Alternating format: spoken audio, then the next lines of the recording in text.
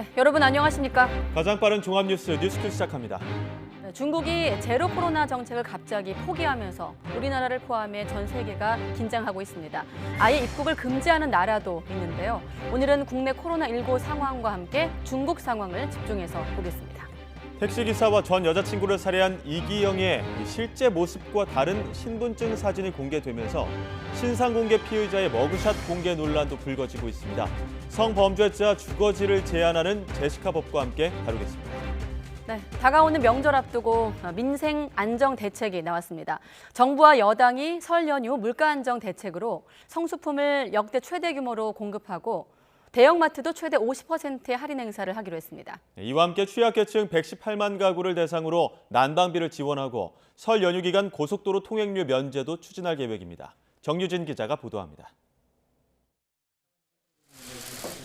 설 명절 물가 관리를 위해 한자리에 모인 정부와 여당은 현장에서 느끼는 서민 체감 물가가 여전히 높다는 데 의견을 같이 했습니다. 각종 제품 가격의 연초 가격 조정과 동절기 농축수산물 가격 오름세에 더해서 이른 설 연휴를 앞두고 성수품 수요까지 확대되면서 물가 상방 압력이 더욱 가중될 우려도 있습니다.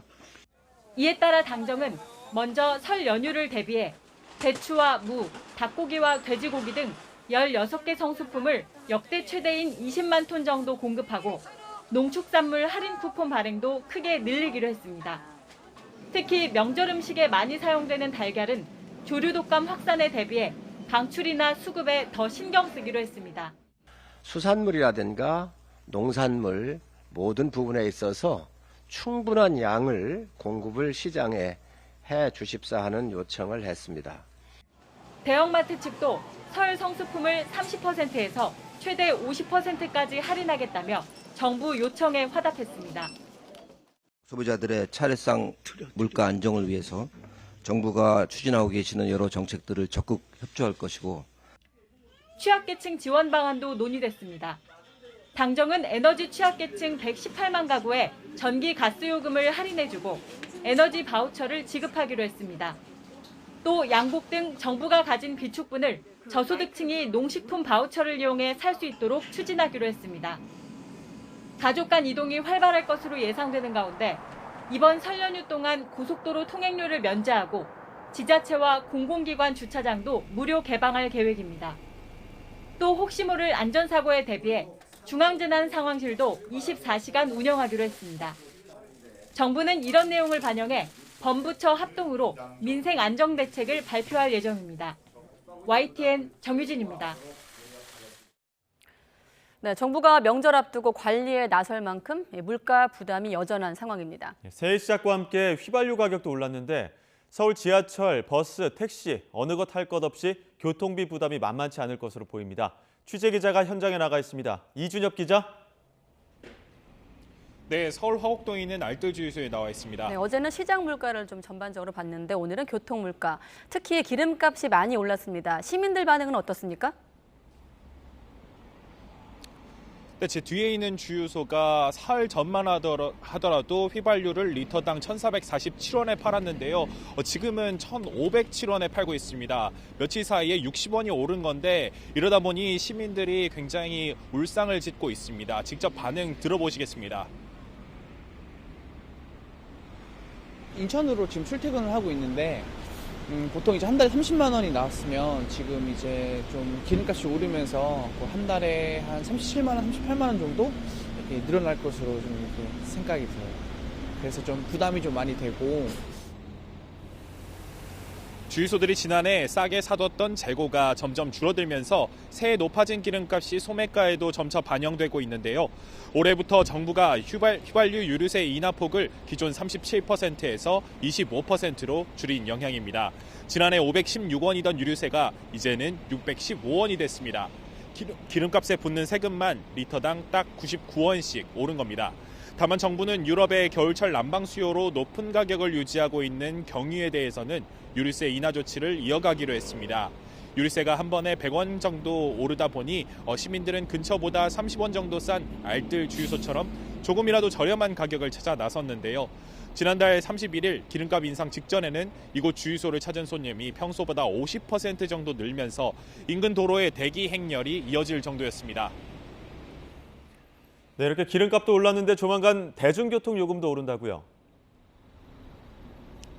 네, 이르면 오는 4월부터 서울 지하철과 버스 요금이 300원씩 오를 방향으로 검토되고 있습니다. 서울 택시비는 이미 인상이 확정됐는데요. 다음 달부터 택시 기본료가 3,700원에서 4,800원으로 1,000원 오릅니다. 경기도와 인천시 역시 서울시를 따라 공공요금 인상을 검토하고 있습니다. 경기도는 택시 요금을 올리는 방안을, 인천시도 시내버스와 광역버스 요금을 인상해야 할 필요성을 살펴보고 있습니다. 이처럼 기름값부터 대중교통 요금까지 교통비가 한꺼번에 오르면서 시민들의 한숨도 깊어지고 있습니다. 지금까지 서울 화곡동에 있는 알뜰주유소에서 YTN 유준엽입니다. 윤석열 대통령이 오늘 국무회의를 주재하고 신년사에서 강조했던 노동, 교육, 연금 등 3대 개혁을 위한 구체적인 방안을 주문했습니다. 윤 대통령은 특히 노조회계의 투명성 강화나 건강보험제도 정상화 등을 속도감 있게 추진하라고 강조했습니다. 윤 대통령의 발언 직접 들어보시죠. 이제는 우리 사회 곳곳에 숨어있는 비정상적인 폐단을 바로잡고 노동, 교육, 연금 등 3대 개혁을 강력하게 추진해 나가야 됩니다. 지난 국무회의에서 말씀드린 노조회계의 투명성 강화, 건강보험제도의 정상화, 국가보조금 관리체계의 전면 재정비 역시 속도감 있게 추진해 가야 합니다. 2023년은 우리 정부가 국민께 드린 약속을 실행으로 보내주는 해가 되어야겠습니다. 각 부처는 개혁과제와 국정과제에 대해 구체적인 실행 방안과 로드맵을 만들고 그 이행 과정을 수시로 저와 대통령실에 보고해 주기 바랍니다. 네, 그리고 윤석열 대통령이 핵과 관련해 미국과 공동 연습을 한다는 발언과 관련해 조 바이든 대통령이 이를 부인하는 듯한 발언을 해 논란이 일었습니다. 북핵 공동대응에서 한미 간 입장차를 보인 것이 아니냐는 해석이 나오자 한미 당국자들은 서둘러 진화에 나서는 모습입니다. 취재기자 연결합니다. 김세호 기자. 네, 국제부입니다. 네, 미국 현지에서 기자의 질문에서 시작된 논란이었는데 차근차근 들어보겠습니다. 자, 우선 바이든 대통령이 윤 대통령의 언급과 관련해 어떤 반응을 보였는지 또 발언 배경은 무엇인지 함께 설명해 주시죠. 네, 조 바이든 대통령은 휴가를 마치고 백악관에 복귀하던 중 기자단을 만났습니다. 당시 로이터 통신 기자가 핵과 관련한 공동 연습을 지금 당장 한국과 논의하느냐고 물었는데요. 해당 질문은 앞서 윤석열 대통령이 국내 언론과의 인터뷰에서 미국과 북핵 억제를 위한 공동기획, 공동연습 개념을 논의하고 있다고 언급한 데 따른 것입니다. 조 바이든 대통령은 그렇지 않다며 짧게 답변했습니다. 직접 들어보겠습니다.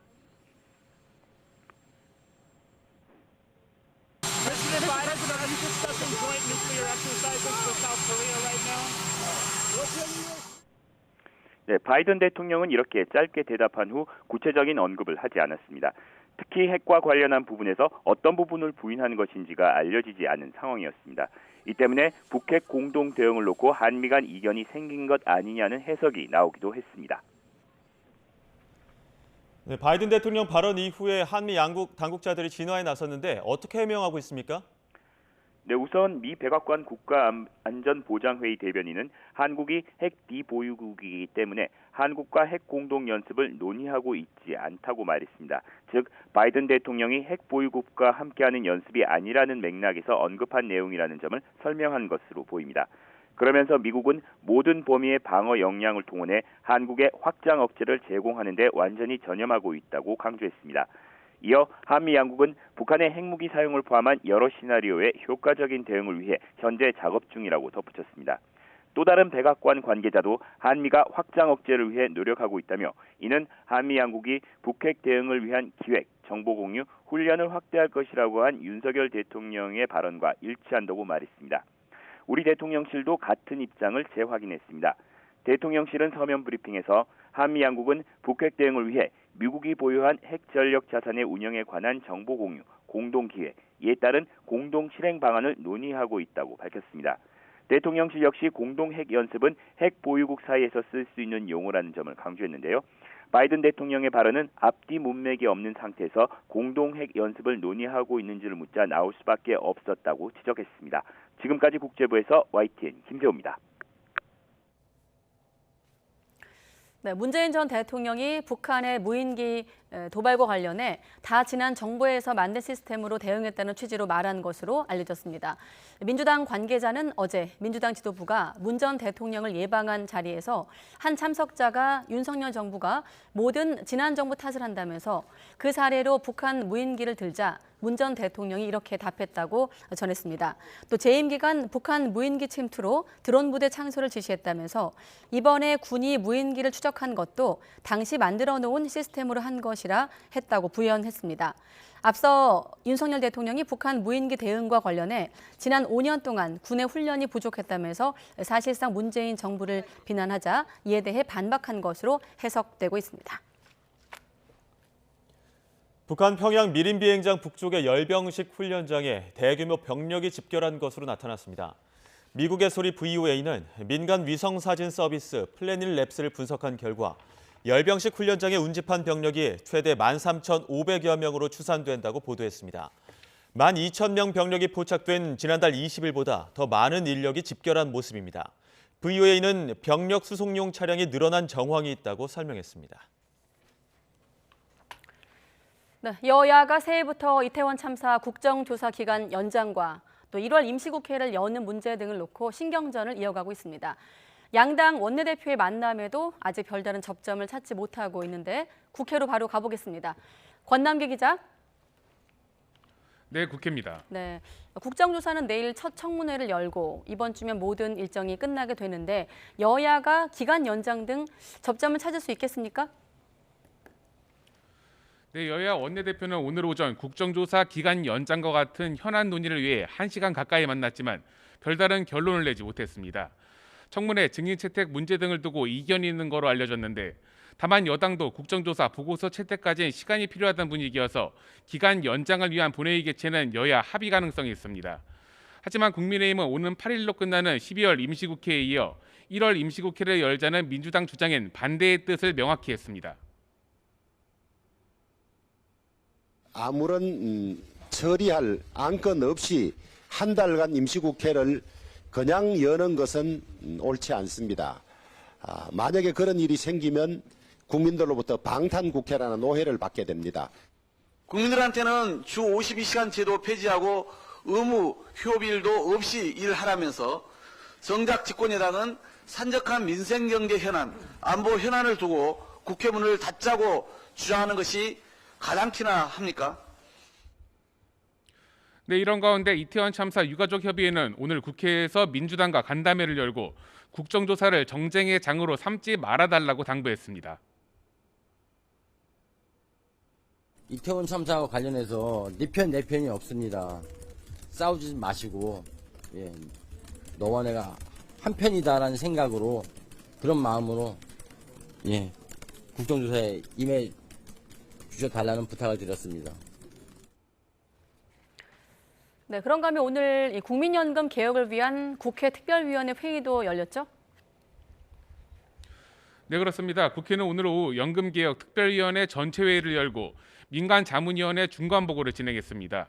관심을 끌었던 보험료율과 소득 대체율 조정 방안은 크게 더 내고 더 받는 안과 더 내고 그대로 받는 안 등 두 가지 모두에 대해 추가 논의를 거치기로 했습니다. 누가 많이 부담할 것인가 이 문제인데 이것이 세대 간 세대 내 부담의 공정성을 확보하는 것이 저는 가장 중요한 문제가 아닐까 싶습니다. 우리가 연금개혁의 목표라고 하는 게 노인분권율을 낮추고 노후소득 보장을 한다는 그 목표에 부합되도록 좀 준비를 해주셨으면 좋겠습니다. 네, 이번 달 말까지 민간자문위에 구체적인 개혁 방안이 결정되면 국회 특별위원회의 논의를 거쳐서 연금개혁의 초안이 마련될 예정입니다. 지금까지 국회에서 전해드렸습니다. 네, 들어보니까 국정조사는 기간 연장이 논의 중인 것 같고요. 또 이태원 참사를 수사하고 있는 경찰청 특별수사본부는 출범 2달여 만에 수사가 사실상 마무리 단계에 접어들었다고 공식화했습니다. 그러면서 중앙행정기관과 광역자치단체 등의 과실 책임을 물은 사례가 많지 않다고 밝히면서 수사를 이른바 윗선으로 확대하기 어렵다는 뜻도 내비쳤습니다. 이 내용도 취재기자 연결해서 들어보겠습니다. 윤성훈 기자. 네, 사회일부입니다. 네, 그럼 특수본의 수사는 언제쯤 종결되는 겁니까? 특수본 관계자는 설 연휴 이전에 수사를 마무리하기 위해 속도를 내고 있다고 밝혔습니다. 전체적인 수사가 마무리 단계에 접어들고 있다고 평가했습니다. 이에 따라 현재 28명인 입건자가 더 늘어나지 않을 것으로 예상했습니다. 지난해 11월 2일 출범한 특수본이 63일 만에 처음으로 수사를 곧 종결하겠다는 입장을 내놓은 겁니다. 특수본은 행정안전부와 서울시 등 이른바 윗선을 향한 수사 계획에 대해서도 언급했는데요. 재난안전법상 중앙행정기관과 광역자치단체는 예방 대응 등과 관련해 추상적 권한과 의무만 진다고 설명했습니다. 과실이 있을 경우 결과에 대한 책임을 물을 수 있는지 검토하고 있지만 과실 책임을 물은 사례가 많지 않다고 덧붙였습니다. 사실상 특수본이 1차 책임기관인 경찰과 소방, 기초자치단체에 대한 수사를 끝으로 윗선으로 수사를 이어가지 않겠다는 속내를 드러낸 것으로 풀이됩니다. 네, 그렇다면 현재 특수본의 수사 상황은 어떻게 진행되고 있는지도 함께 알려주시죠. 특수본은 오늘 업무상 책임을 다하지 않아 인명피해를 키운 혐의를 받는 박혜영 서울 용산구청장과 용산구청 안전재난과장을 구속 송치했습니다. 용산구청 부구청장과 안전건설교통국장도 같은 혐의를 적용해 불구속 상태로 검찰에 넘겼습니다. 또 이태원 역장에 대해서는 무정차 통과 요청이 있었는데도 적절한 조치를 취하지 않은 과실이 있다고 보고 조만간 불구속 송치하겠다고 밝혔습니다. 이제 특수본이 신병 확보를 검토하고 있는 대상은 김광호 서울경찰청장과 최성범 서울용산소방서장, 유미진 전 서울경찰청 상황관리관, 서울청 상황 3팀장 정도가 남았습니다. 이들에 대한 구속영장 신청 여부를 이번 주 안에 결론 짓겠다고 밝힌 만큼 사실상 이들을 끝으로 특수본의 수사도 마칠 것으로 보입니다. 지금까지 사회일부에서 전해드렸습니다. 네, 그런가 하면 이태원 참사 현장에서 살아남았다가 트라우마로 극단적 선택을 한 10대를 행정안전부가 참사 사망자로 인정했습니다. 행안부는 오늘 공식 집계한 이태원 참사 사망자를 158명에서 1명 늘어난 159명으로 확정한다고 밝혔습니다. 이태원 참사 현장에서 살아남은 한 고등학생은 사고 이후 심리치료를 받았지만 친구들을 사고로 떠나보낸 트라우마를 극복하지 못했고 지난달 10일 세상을 떠났습니다. 행안부는 관계 법률과 의료 분야 전문가 의견을 청취한 결과 직접적인 인과관계가 성립이 돼 사망자로 인정했다고 설명했습니다. 네, 중국발 입국자에 대한 PCR 검사 의무화 첫날 입국자 61명이 코로나19 양성 판정을 받았습니다. 방역 당국은 홍콩과 마카오발 입국자에 대해서도 7일부터 음성 확인서를 받기로 했습니다. 취재 기자 연결해 좀 더 들어보겠습니다. 김연아 기자.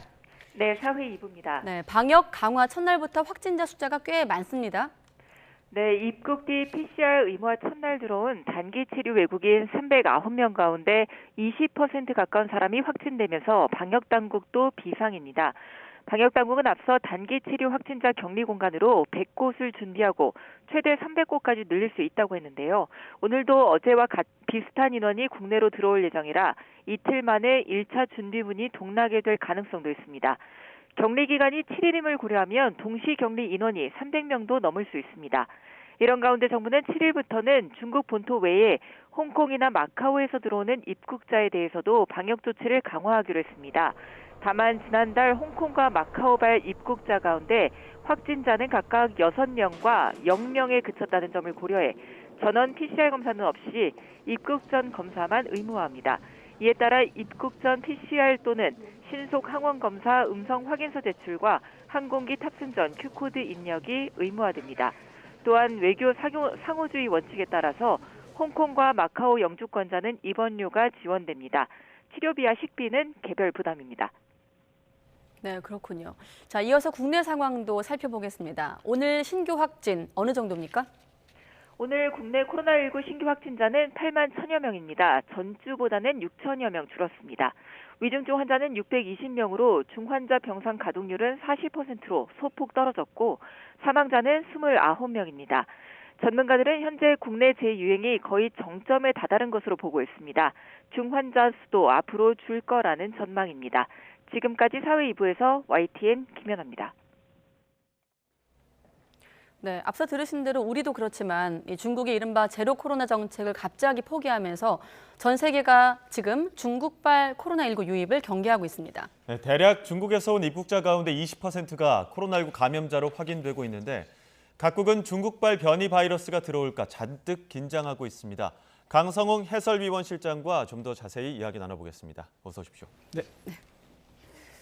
지금 분위기를 보면 중국에서 코로나 초기 때 우한 상황이 생각이 나거든요. 네. 그때랑 좀 비슷하지 않나 이런 생각이 드는데 중국에서 오는 입국자 대략 5명 가운데 1명이 지금 감염자인 셈인 거죠? 그렇습니다. 우리나라가 지금 가장 나중에 나온 사례인데요. 19.7%. 단기 체류하는 사람을 대상으로 한 겁니다, 이게. 예. 장기 체류는 이제 일단은 장기 체류니까 자기 집이라든지 주거지에 가서 거기서 검사를 PCR 검사를 하거든요. 근데 공항에서 검사한 사람이 309명이 어제 도착했는데 이 사람들을 즉시 내리자마자 검사를 해보니까 61명이 감염됐더라. 네. 그래서 이제 20% 정도가 대략 된다 이렇게 보는데 타이완에서 1일 날 이런 비슷한 검사를 했습니다. 예. 그랬더니 534명 중에 146명, 약 27%가 양성으로 나왔습니다. 그러니까 그때는 더 많았죠. 네. 더 놀라운 숫자도 있습니다. 26일, 한 일주일 전인데요. 이탈리아 밀라노 공항에서 베이징에서 들어온 항공기, 그다음에 상하이에서 들어온 항공기에 탄 탑승객들, 네. 뭐 국적과 상관없습니다. 중국에서 온 사람은 다 검사를 하는 거니까요. 그랬더니 베이징에서 온 탑승객 가운데 38%, 상하이는 절반이 넘는 52%가 양성으로 나왔습니다. 그럼 그 비행기에 탄 사람 중에 2명 중에 1명은 맞습니다. 네, 뭐 확진자라는 그럴 수밖에 얘기네요. 없습니다. 네. 지금 뭐 그 베이징에 감염된 사람이 뭐 80%다 이런 얘기도 있으니까요. 표본이 다르고 그리고 또 어느 지역에서 이 비행기가 출발했느냐, 중국이 워낙 넓으니까요. 네. 거기에 따라 좀 차이는 나는데 우리나라의 최근 수치를 보면 20%다 이렇게 알 수가 있고요. 이게 하나 이제 주의해야 될 점은 이게 그 PCR 음성 확인서를 받지 않고 확인하지 않고 태운 사람들이기 때문에 이렇게 많이 나오는 겁니다. 예. 이걸 만약에 시행하면 좀 달라지겠죠. 그런데 지금 다른 나라들도 그렇고 중국발 입국자 감염이 심각한 곳이 많은데 그러다 보니까 각국도 검역을 좀 강화하고 있습니다. 그런데 아예 그 입국을 금지하고 있는 나라도 있습니까? 네, 일찌감치 이 모로코라는 나라가 오늘부터 중국발 뭐 내국인이든 외국인이든 상관없습니다. 중국에서 들어오는 비행기에서 내린 사람 들어오지 못하겠습니다. 이 모로코가 왜 이렇게 했을까 좀 궁금하긴 했는데 네. 이 정부에서는 중국과의 어떤 협력 문제는 아니다. 다만 이제 내부 방역을 위해서 우리가 이렇게 하는 거다 이렇게 얘기를 했는데 예. 정확한 건 알 수가 없어요. 이게 외교적인 문제가 있거나 아니면 준비가 안 됐다 이런 얘기도 될 수 있고요. 모로코는 뭐 중국인 관광객들이 또 많이 가는 곳이라 이렇게 또 쉽게 그 입국 금지하기도 어려운 처지인데 왜 그런지 좀 의문이 남습니다. 우리가 많이 알고 있는 이제 미국이 굉장히 단호하게 입국 제한을 했고요. 캐나다, 호주, 영국, 프랑스, 이탈리아, 스페인 이런 이제 미국과 서방 국가들이 주로 했어요. 그리고 이제 인도, 그다음 일본, 그리고 우리나라, 말레이시아, 카타르, 앞서 말씀드린 모로코가 가장 강하게 했고 네. 타이완도 사실상 우리나라와 비슷한 조치를 취하고 있습니다. PCR 검사를 이제 의무화했고 약간의 그 여유 기간을 줘서 미국도 5일부터는 이제 홍콩과 마카오에서 들어온 사람들도 양성이면 안 된다. 그러니까 미리 음성을 받아오라는 얘기죠. 우리나라는 이제 5일부터 음성을 확인해야 태울 수 있고요. 네. 현재 이제 단기 체류자의 경우 만약에 양성이 나오면 국내에서 일주일간 격리를 하게 돼 있습니다. 네. 자, 그렇군요. 자, 그런데 모로코 같은 나라들은 관계나 외교보다는 방역에 좀 방점을 찍은 것 같은데 독일 같은 경우는 지금 또 입국 규제를 하지 않고 있거든요. 또 반대로 이런 외교적인 측면을 고려한 조치일까요? 그럴 것 같습니다. 네. 이게 독일의 지금 연립 여당 3당이 이제 하나의 정부를 구성하고 있는데 네. 굉장히 중국하고 좀 발빠른 협력 회복, 협력의 복원을 노리고 있습니다. 네. 독일 경제가 굉장히 안 좋기 때문이라고 이런 분석이 많이 나오는데요. 독일 사회민주당이 이제 이 주축인데 연립 여당의 그 보건 담당 원내 대변인이 이런 말을 했습니다. 중국 상황을 예의주시해야 하는 건 사실이지만 현재로서는 입국을 제한하는 건 부적절하다. 그러니까 뭐 특히 중국에서 온 비행기만 이렇게 딱 핀셋으로 뽑아가지고 이렇게 제한을 두는 것 그럴 필요는 없다 이렇게 보는 거고요. 녹색당이 지금 연립 여당인데 그쪽에서도 이거는 좀 상징적인 정치행위 아니냐. 또 의학적으로는 그럴 필요가 없다. 그냥 마스크를 쓰자 이런 얘기를 했습니다. 네. 그러나 이제 반대하는 사람도 있죠. 야당에서는 이거는 좀 국내 사람들에게 그 희생을 전가하는 행위 아니냐. 뭐 장거리 여행을 하는 국민들에게는 독일 국민들은 아직도 마스크를 써야 된다 이렇게 규정을 하고 있나 봅니다. 그런데 네. 중국에 입국하는 사람 분명히 이렇게 20% 이상 뭐 최대 50%까지 감염이 돼서 들어오는데 PCR을 면제한다? 이거는 좀 앞뒤가 맞지 않다. 이렇게 이제 야당에서는 반대를 한다고 합니다.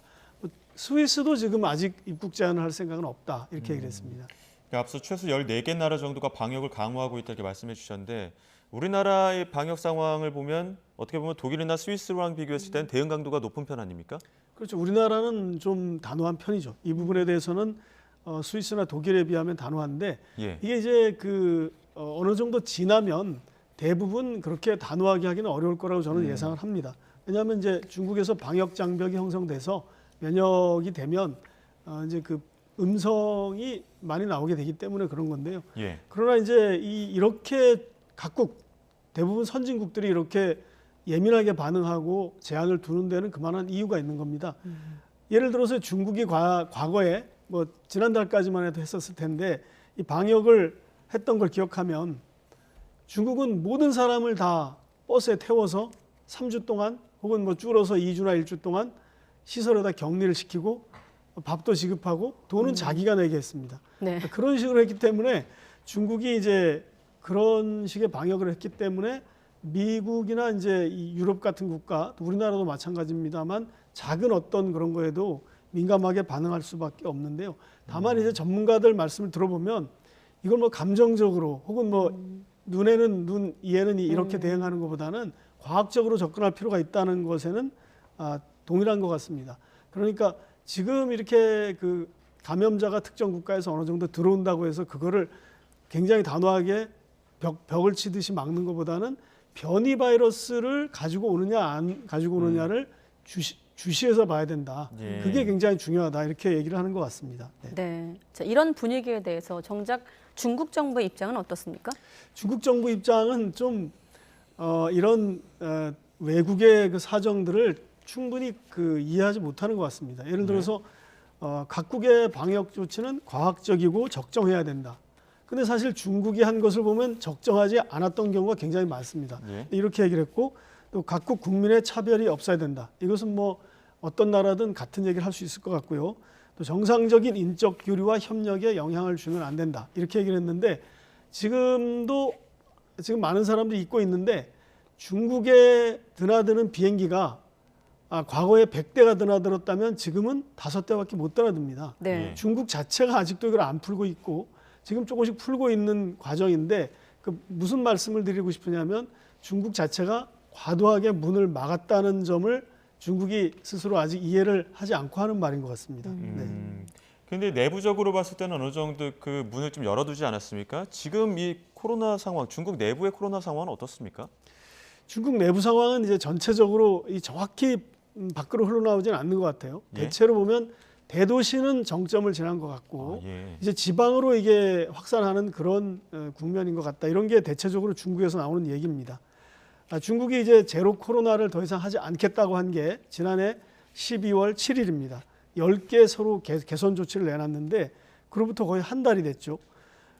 이제 우리나라를 비롯해서 다른 나라에 들어오는 사람들의 그 감염된 비율을 보면 20%라고 그러지 않습니까?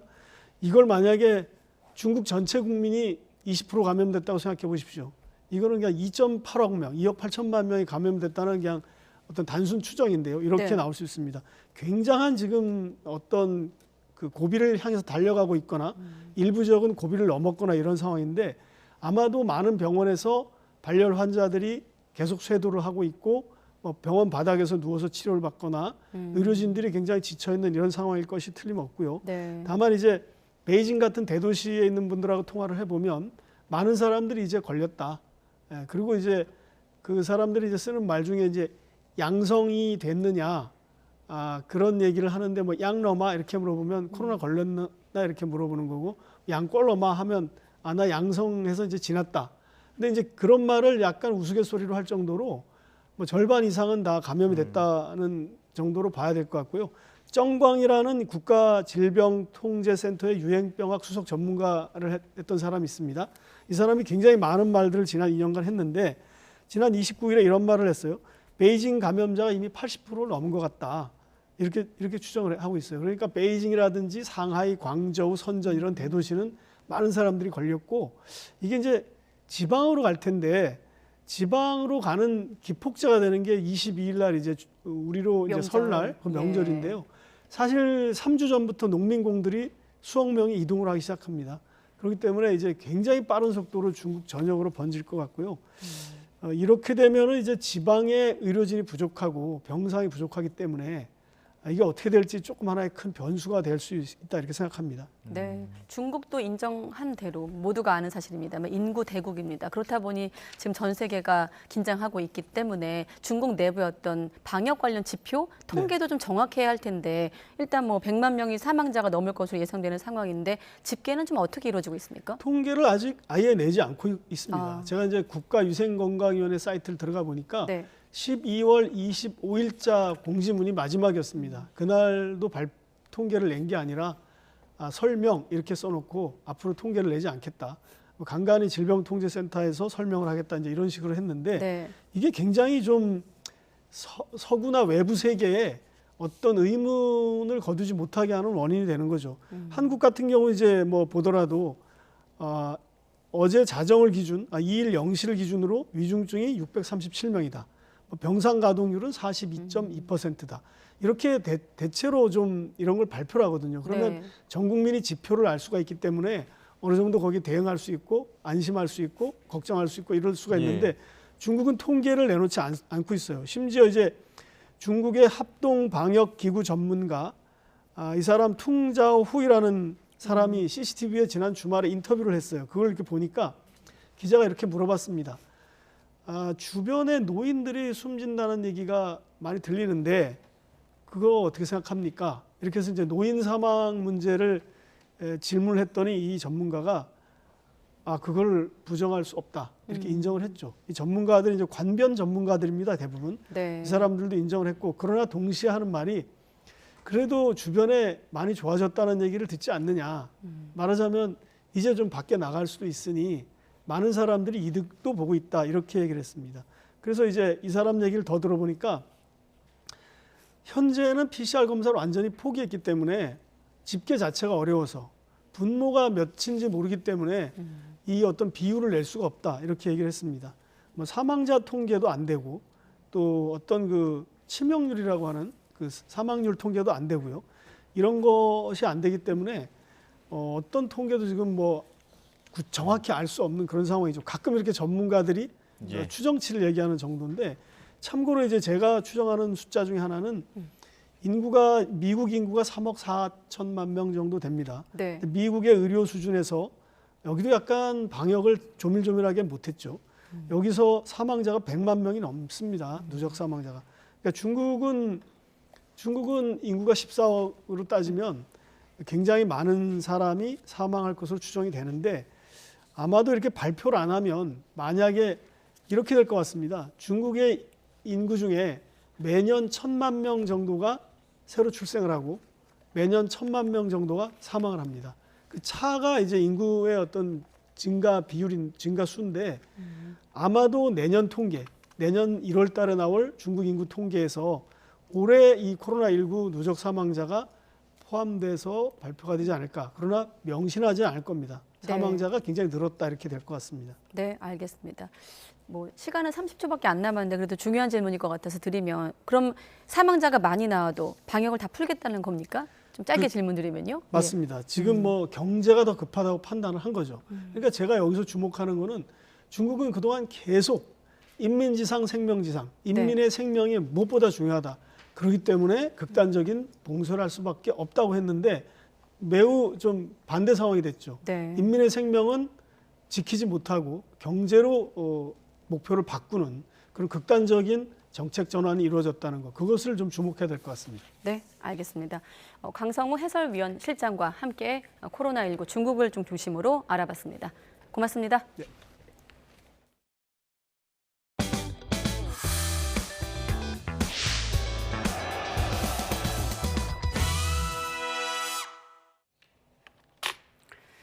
네, 정부가 국가 전략 산업의 글로벌 경쟁력을 획기적으로 뒷받침하기 위해서 반도체 투자에 대한 세액공제를 대폭 확대하기로 했습니다.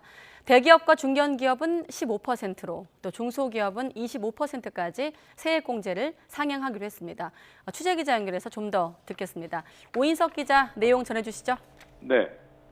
정부가 반도체 산업의 투자 심리를 반전시키고 국가 전략 산업의 글로벌 경쟁력을 획기적으로 뒷받침하기 위해 반도체 투자에 대한 세액 공제를 대폭 확대하기로 했습니다.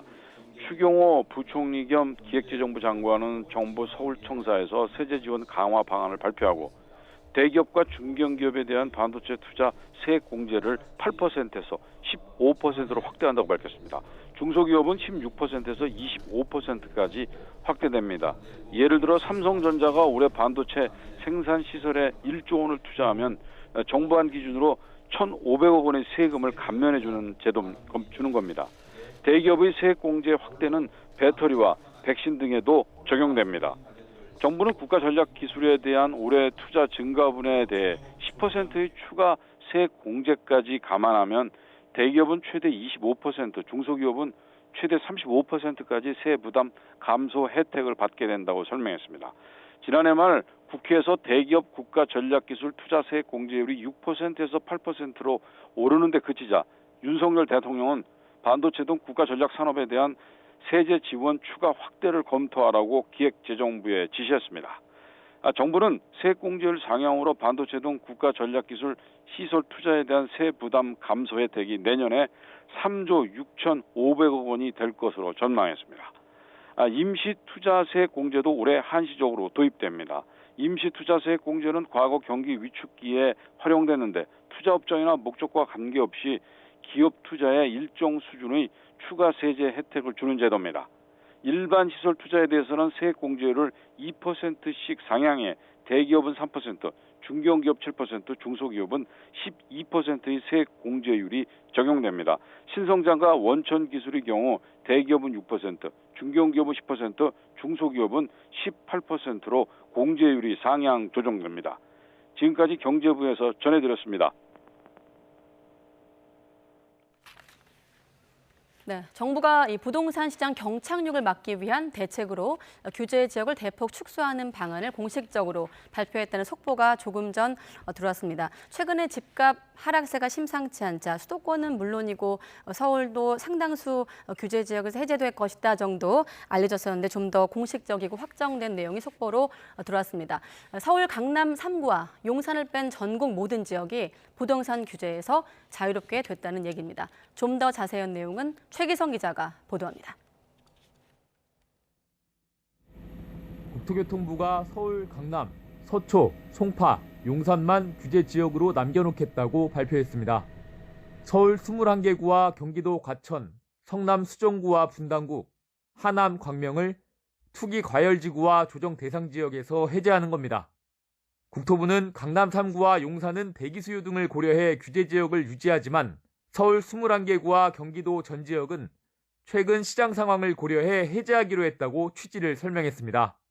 서울 강남 3구와 용산을 뺀 모든 곳은 분양가 상한제 지역 지정에서도 전면 해제됩니다. 국토부는 분양가 상한제 적용으로 인한 실수요자 불편등을 고려했다고 밝혔습니다. 규제 지역에서 빠지면 부동산 세금 부담이 줄고 대출 한도가 늘어날 뿐 아니라 청약 관련 규제도 크게 축소됩니다. 전국 미분양 주택이 5만 8천 가구로 정부가 우려 지점으로 보고 있는 6만 2천 가구에 근접하는 등 시장 상황이 좋지 않자 서둘러 조치에 나선 것으로 보입니다. 전매 제한, 거주 의무 등 제약이 풀리면서 청약 수요가 유입되면 미분양 해소에 도움이 될 수 있습니다.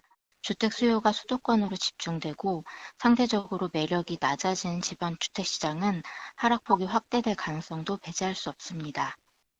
자금력을 갖춘 무주택자나 갈아타기를 하려는 1주택자의 급매물 매수가 늘어날 가능성이 있지만 금리 인상 변수 등으로 거래 정상화에는 시간이 걸릴 거란 예측이 나옵니다. 이번 규제 해제는 관복 해제가 완료되는 목요일 0시부터 효력이 발생합니다. YTN 최기성입니다. 네, 거래 정상화까지는 시간이 걸리겠지만 정부가 서울 강남 3구와 용산을 뺀 전국의 모든 지역을 부동산 규제에서 자유롭게 하기로 했다는 속보가 들어왔습니다. 네, 지난해 인플레이션을 잡기 위해 가파른 금리 인상을 이어갔던 미국이 올해는 경기 침체를 맞을 거란 전망들이 잇따르고 있습니다. 월가는 특히 올해 하반기에는 금리 인상이 멈추면서 주식시장이 회복될 것으로 기대하고 있는 것으로 나타났습니다. 워싱턴 권준기 특파원이 보도합니다. 월스트리트저널이 미국 월가의 대형 은행 23곳을 대상으로 설문조사를 벌였더니 70%가 올해 경기 침체가 올 거라고 예상했습니다. 내년에 침체를 예상한 곳도 2곳으로 80% 가까이가 1, 2년 안에 경기 침체를 내다봤습니다. 경기 침체를 피할 거라고 답한 은행 5곳도 올해 경제 성장률이 0.5%에 불과할 것으로 예상해 경기 전망이 밝지 못했습니다. 경기 침체의 가장 큰 원인으로는 초과 저축 감소로 소비에 쓸 돈이 점점 고갈되고 있는 점을 꼽았습니다. 코로나 팬데믹 때 2조 3천억 달러에 달했던 초과 저축이 1조 2천억 달러로 줄었고 올해 10월이면 그마저 모두 소진될 것으로 예상되고 있습니다. 미국 시민들의 올해 경제 전망도 암울하긴 마찬가지입니다. 과반이 올해 경기가 더 나빠질 거라고 내다봤고 더 좋아질 거란 응답은 25%에 불과했습니다. 다만 세계 경제 3분의 1이 침체에 빠질 거라고 경고한 IMF는 미국엔 경기 침체가 없을 것으로 전망했습니다. 게오르기에바 총재는 미국 경제는 회복력이 가장 강해 침체를 피할 것 같다고 말했습니다. 이번 달 대선 재선 출마를 공식화할 것으로 보이는 바이든 대통령도 미국 경제는 여전히 튼튼하다며 자신감을 보였습니다. 월스트리트저널은 연준이 1분기에는 금리 인상을 이어간 뒤 2분기에 인상을 멈추고 3분기 또는 4분기에 금리 인하로 정책 전환에 나설 것으로 예상했습니다. 월가에서는 연방준비제도가 올 하반기에 금리 인하 피벗에 들어갈 경우 지난해 고전을 면치 못했던 주식과 채권 시장이 회복세에 들어설 것으로 기대하고 있습니다. 워싱턴에서 YTN 권윤기입니다. 이번 주 미국 라스베이거스에선 세계 최대 IT 가전 박람회 CES가 열립니다. 나흘간 열리는 이번 박람회에는 한층 진화된 모빌리티, 또 메타버스, 블록체인 같은 신기술의 발전이 주목을 받고 있습니다. 우리 기업들의 활약도 기대가 되고 있는데 윤혜리 기자가 미리 소개합니다. 거대한 혁신의 흐름에 동참하라. 미국 라스베이거스에서 열리는 세계 최대 IT 가전 박람회 CES의 올해 슬로건입니다. 참여 기업은 전 세계 3,000여 개, 행사장 규모는 지난해보다 1.5배 커진 역대 최대 수준입니다.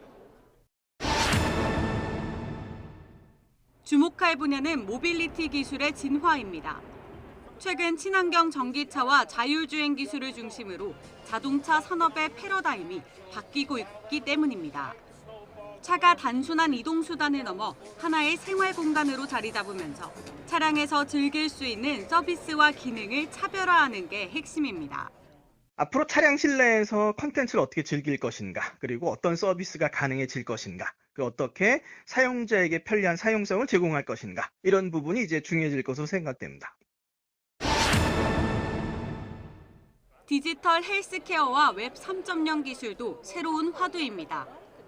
코로나19 이후 비대면 진료가 일상으로 성큼 다가온 만큼 집에서도 건강 상태를 관리할 수 있는 디지털 헬스케어가 주목받고 있는 겁니다. 메타버스와 블록체인과 같은 웹 3.0 기술을 접목한 다양한 신제품 공개도 기대를 모으고 있습니다. 핵심 가치는 지속 가능성과 모두를 위한 인간 안보입니다. 올해 이례적으로 농기계의 인공지능과 자율주행을 접목해 농기계의 테슬라라고 불리는 존 디어의 존 메이 회장이 기조연설을 맡았습니다. 러시아와 우크라이나 전쟁으로 식량 안보 중요성이 커진 상황에서 첨단 농업 기술이 인류의 식량 문제에 어떻게 기여할 수 있을지가 주된 내용이 될 걸로 보입니다. 우리 기업들의 활약도 눈에 띕니다. 삼성전자는 초연결성을 강조한 생활가전을, LG전자는 고객 맞춤형 기능을 더한 프리미엄 가전제품을 선보일 계획입니다. 이번 박람회에 참여하는 한국 기업은 550여 개로 미국에 이어 두 번째로 많으며 이 가운데 절반 이상은 스타트업과 벤처기업입니다. YTN 윤혜리입니다. 요즘 아파트 이름 보면 유독 복잡하고 길죠. 그래서 복잡한 이름 때문에 시어머니는 헷갈려서 찾아오지도 못한다는 우스갯소리까지 등장했습니다. 얼마나 이름이 어렵고 복잡하길래 이런 이야기까지 나왔을까요? 실제 현재 전국에서 가장 긴 이름을 가진 아파트는 광주에 있는 광주 전남 공동혁신도시 빛가람 대방 엘리움 로얄 카운티 1차입니다. 또 경기 화성에도 긴 이름의 아파트가 있는데 동탄 시범 다은마을 월드 메르디앙 반도 유보랍니다. 이 정도면 내비게이션 입력도 어렵겠죠. 긴 이름은 무려 25자도 있는데 실제로 2019년 전국 아파트 이름은 평균 9.8자로 90년대보다 2배 이상 길어졌다는 분석도 있습니다. 청담 삼익, 역삼동 개나리, 잠실 주공 등 짧고 단순한 예전 이름들과는 확연히 비교되죠. 아파트 이름이 복잡한 데는 외래어 브랜드를 내세운 건설사들의 고급화 전략도 한몫했습니다. 강이나 호수가 보이는 곳은 리버, 레이크, 인근에 공원이나 숲이 있으면 파크, 포레, 그리고 고급의 의미를 나타내는 외래어 서밋, 어퍼, 퍼스트, 베스트, 노블 등을 섞은 겁니다. 여기에 2개 이상의 건설사가 합작 시공하는 컨소시엄 아파트가 유행하면서 이름은 더욱 길어집니다. 경기 위례 신도시의 위례 자연앤 레미안 이편한 세상은 3개 이상 건설사 브랜드가 합쳐진 이름입니다. 아파트 이름이 집값에 영향을 준다는 인식 때문인지 상위의 상위, 하이엔드 브랜드를 새로 출시하는 건설사도 늘고 있습니다. 포스코건설은 더샵에 이어 프리미엄 브랜드 OTL을 출시했고 현대건설도 고급 단지를 중심으로 DH를 덧붙이고 있습니다. 올해 11월 준공 예정인 강남 개포동 개포 DH 퍼스티어 아이파크 이 브랜드에도 상위 브랜드명인 DH가 붙죠. 예전 이름은 개포 주공 1단지입니다. 길고 복잡한 아파트 이름이 난립하자 서울시가 나섰습니다. 법적으로 규제할 근거는 없기 때문에 아파트에 간단한 이름을 쓰도록 유도하는 정책을 추진 중인데요. 가이드라인을 제시하고 쉬운 우리말 이음을 지을 경우 보상하는 방안 등을 고려하고 있습니다.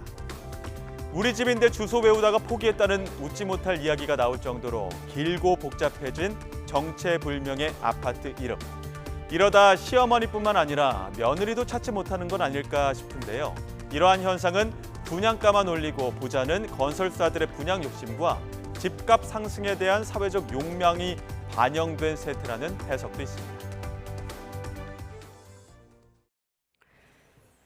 네, 50대 이상 중장년층이 생각하는 부부의 노후 적정 생활비는 월 300만 원에 가까운 것으로 나타났습니다. 국민연금 연구원 보고서를 보면 노후의 평범한 삶을 유지하기 위한 적정 생활비는 부부 기준으로 월 평균 277만 원, 개인은 177만 3천 원이라고 답했습니다. 또 중장년층이 생각하는 노인의 나이는 69.4세로 법적 노인 연령인 65세보다 4살 이상 높았습니다.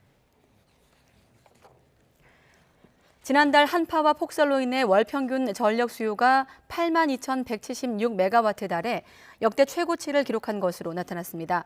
역대 동절기 중 월 평균 최대 전력이 8만 메가와트 선을 넘은 것은 이번이 처음입니다.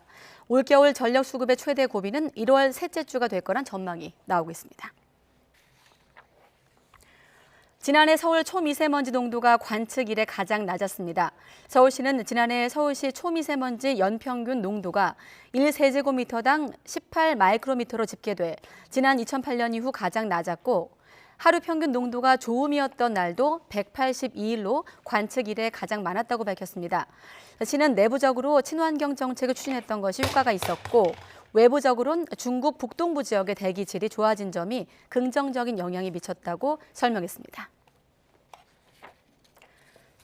자동차 보험이 새해부터 크게 바뀌어 가입자들의 주의가 필요합니다. 올해부터 바뀐 자동차 보험 표준 약관의 핵심은 경상 환자의 치료비 과실 책임주의 도입과 경상 환자 장기 치료 시 진단서 제출 의무화 등입니다. 특히 기존의 경상 환자의 부상은 상대 과실이 있으면 상대 보험사에서 전액을 지급했는데 새해부터는 대인 배상 금액 한도에서 처리하고 이를 초과한 치료비는 대인 배상 이의 금액 한도에서 처리하되 본인 과실 부분은 본인 보험에서 처리해야 합니다. 미국 전기차 업체 테슬라가 배터리의 성능을 부풀려서 광고했다가 과징금 28억여 원을 물게 됐습니다. 일부 모델의 경우 한 번 충전으로 가능한 실제 주행 거리가 광고의 절반에 불과했습니다. 이형원 기자가 취재했습니다. 한 번 충전으로 500km 이상 달릴 수 있다는 테슬라 광고 문구입니다. 실제로 그런지 공정거래위원회가 조사했더니 대부분 부풀려진 것으로 드러났습니다. 특정 모델의 경우 한 번 충전으로 446km 이상 달릴 수 있다고 했지만 저온 도심에서 실제 주행 거리는 220.7km에 그쳤습니다. 상온 등 최적의 조건이 아니면 테슬라가 홍보한 거리만큼 달릴 수 없는 겁니다. 테슬라는 이런 표시 없이 지난 2019년 8월부터 최근까지 국내 홈페이지에 주행 가능 거리를 부풀려 왔습니다. 주행 거리의 최대를 표기한 미국 홈페이지와 달리 운영해 온 겁니다. 이상은 거기부터 시작을 해서 그거보다 훨씬 더 많은 주행거리가 가능하다고 광고가 되는 거니까 테슬라도 그 점은 인정을 하고 그 광고 내용을 수정을 했거든요. 급속 충전기인 슈퍼차저 성능도 종류와 외부 기온 차이에 따라 천차만별이지만 소비자에게 알리지 않았습니다. 정부 가격 할인 정책에 큰 영향을 받는 연료비 절감액 역시 이런 점을 표기하지 않고 광고했습니다. 공정위는 표시광고법을 위반한 테슬라에 시정명령과 함께 과징금 28억 5,200만 원을 부과하기로 했습니다. 소비자들이 전기자동차 구매 시 가장 우선적으로 고려하는 사항들을 오인시켜 소비자의 합리적인 선택을 방해함으로써 온라인에서 구매를 취소할 수 없도록 하고 차량 주문을 일주일 안에 취소해도 위약금 10만 원을 챙겨온 것도 제재했습니다. 2020년 1월부터 1년 가까이 테슬라가 챙긴 취소 위약금만 9천만 원이 넘습니다. 공정위는 이처럼 소비자 주문 취소 방해 행위를 바로잡고 전기자동차 성능을 부풀린 광고를 제재한 건 이번이 첫 사례라고 평가했습니다. YTN 이영훈입니다. 전국 장애인 차별철폐연대가 출근 시간 기습적으로 지하철 탑승 시위를 벌였지만 경찰과 서울교통공사가 또 한 번 원천 봉쇄로 막아세웠습니다. 전장현은 매일 4호선 삼각지역에서 출근길 지하철 선전전을 벌이겠다며 강력한 대응을 예고했습니다. 안동준 기자의 보도입니다. 휠체어를 탄 장애인이 지하철에 타려다 전동차 문 앞을 지키고 있던 경찰에 곧바로 가로막힙니다. 전국 장애인 차별철폐연대가 출근 시간대엔 시위를 벌이지 않겠다던 기존 계획을 바꿨습니다. 새해 첫 지하철 탑승 시위가 경찰과 서울교통공사에 저지당하면서 시간 가정소를 공지하지 않고 기습적으로 시위에 나선 겁니다. 장애인도 시민입니다. 법에서 금지하고 있습니다. 장애인도 지하철 타고 싶습니다. 전장현은 이어 서울 지하철 4호선 동대문 역사문화공원역에서 내렸다가 다시 탑승을 시도했고 경찰과 공사는 또다시 몸으로 막아세웠습니다. 이 과정에서 물리적 충돌도 빚어졌습니다. 전국 장애인 전체들은 즉시 시위를 중단하고 역사 밖으로 퇴소해 주시기 바랍니다. 연이틀 원천 봉쇄로 시위가 격해지자 시민들도 전장현과 경찰의 대응 방식에 우려를 표시합니다. 다른 분들한테 피해 안 가는 선에서 하는 게 낫지 않을까요? 막는 거는 또 너무 목소리를 못 내게 하는 것 같아서. 장애인분들의 마음은 이해는 되는데 아무래도 시민분들의 좀 공감대를 사기에는 방법이 좀 잘못되지 않았나. 이런 가운데 4호선 삼각지역에서는 전날부터 1박 2일간 이어진 시위의 해단식이 열렸습니다. 전장현은 앞으로 주말과 공휴일을 제외하고 매일 삼각지역에서 출근길 선전전을 열겠다며 물러서지 않겠다는 뜻을 분명히 했습니다. 23년은 매일 주말 공휴일을 제외하면 260일이 됩니다. 전장현은 260일을 출근길 지하철 선전전을 진행하겠습니다. 하루 동안 삼각지역에서만 열차 13대가 멈추지 않고 지나친 전날과 달리 무정차 통과는 이뤄지지 않았습니다. 다만 전장현이 원천 봉쇄 조치에 강력히 반발하고 있고 서울시도 무관용 원칙을 밝히면서 한동안 강대강 대치가 이어질 전망입니다. YTN 안동준입니다. 전국 장애인차별철폐연대의 출근길 시위로 이용 피해를 본 시민들에게 지급됐어야 할 지연 반환금 20여만 원을 가로챈 혐의를 받는 서울교통공사 직원 2명이 검찰에 넘겨졌습니다. 두 사람은 지난해 3월 서울 지하철 2호선 강남역에서 전장현 집회로 발생한 지연 반환금 150여 건을 지급한 것처럼 기록을 위조하는 수법으로 돈을 빼돌린 혐의를 받습니다. 김광동 신임 진실화해위원장이 왜곡된 역사인식 문제로 연일 화제의 중심에 서고 있죠. 정권이 바뀔 때마다 비슷한 논란이 반복되는 이유는 무엇이고 어떻게 해결하면 좋을지 김철희 기자가 짚어봤습니다. 최근 2기 진실화해위원장에 취임한 김광동 나라정책연구원장. 과거사위원회의 존립 이유를 부정하고 8.9 혁명과 5.18 민주화운동 등 역사적 사건을 왜곡했던 과거 행적이 잇따라 드러나면서 논란이 커졌습니다. 진실화해위원회 수장은 1기 시절에도 구설에 오른 적이 있었습니다. 이명박 정부가 임명한 뉴라이트 계열 이영조 위원장이 2010년 진실화해위가 개최한 국제 심포지엄에서 제주 4.3 사건을 공산주의자가 주도한 반란으로 광주 민주화운동은 민중 반란으로 표현한 사실이 뒤늦게 알려진 겁니다. 이 위원장은 진실화해위에서 임기를 마친 뒤 2012년엔 총선에도 도전했는데 역사인식 문제가 다시 불거지며 결국 공천에서 고배를 마셨습니다. 해석에 따라서는 국민의 마음을 아프게 할 부분이 있다는 판단에 이르러 유감의 뜻을 표하는 바입니다. 이영조 후보 공천을 취소하기로 결정하였음을 알려드립니다.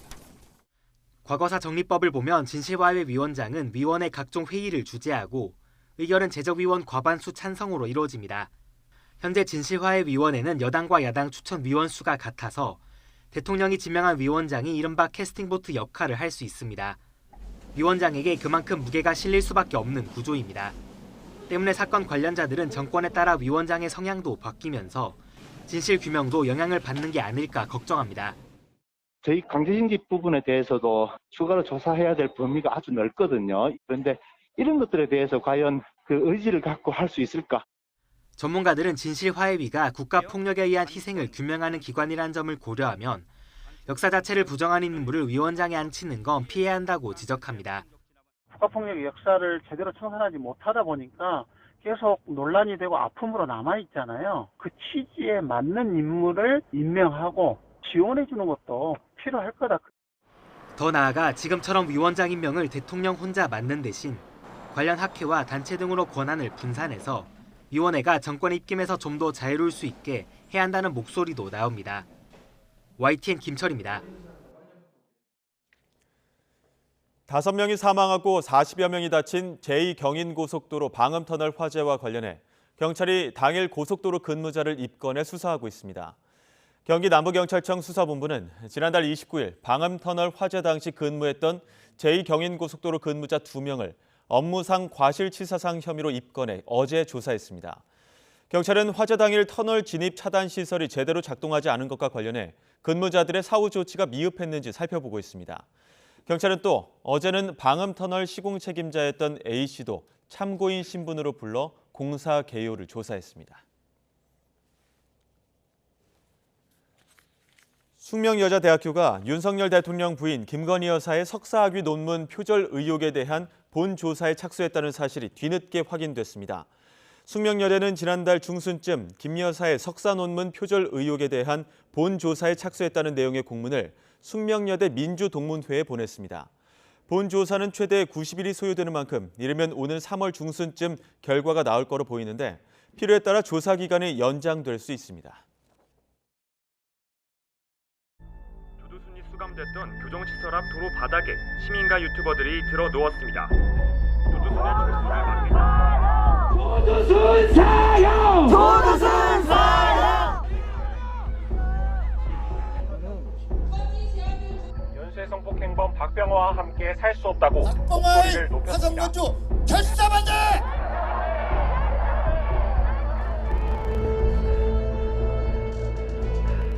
전과가 있는 아동 성범죄자가 40대에 출소한 것에 대해서 저는 이해하기 어렵습니다. 고위험 성범죄자가 아동시설 등과 가까운 곳에 거주하지 못하도록 주거지를 제한하는 미국의 제시카법을 우리나라 환경과 현실에 맞게 도입하는 방안, 획기적인 제도를 적극적으로 검토해야 할 때입니다.